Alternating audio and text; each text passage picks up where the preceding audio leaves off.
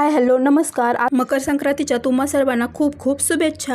आज आपण तिळगुळाची वडी बनवतोय। यासाठी अर्धा कप तीळ घेतलेले आहेत आणि 1/3 कप एवढे शेंगदाणे घेतलेले आहेत। तीळ आणि शेंगदाणे आपल्याला एकदम खरपूस असे भाजून घ्यायचे आहेत। त्यानंतर तीळ आपण मिक्सरमध्ये वाटून घेणार आहोत। त्यानंतर शेंगदाण्याची सालं काढून ते सुद्धा मिक्सरमधून वाटून घेणार आहोत। पॅन मध्ये 1 चमचा तूप टाकलेला आहे आणि त्यामध्ये गूळ टाकून घ्यायचा आहे।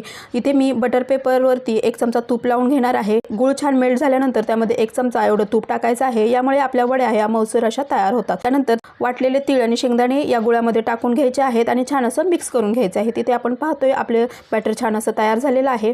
तूप लावून घेतलेल्या बटर पेपरवरती हे बॅटर टाकून बटर पेपरवरती याला छान असं पसरून घ्यायचं आहे। बटर पेपरनीच याला चौकोनी आकार देऊन घ्यायचा आहे। बटर पेपरमुळे याला चौकोनी आकार छान असा येतो। त्यानंतर याच्यावरती तीळ स्प्रिंकल करून घेतलेले आहेत आणि त्याला सुद्धा थोडंसं प्रेस करून घेतलेलं आहे। पिझ्झा कटरने याचे मी छोटे छोटे पीसेस करून घेतलेले आहेत। तिळगुळाच्या वड्या तयार झालेल्या आहेत। तिळगुळ घ्या, गोड गोड बोला। धन्यवाद।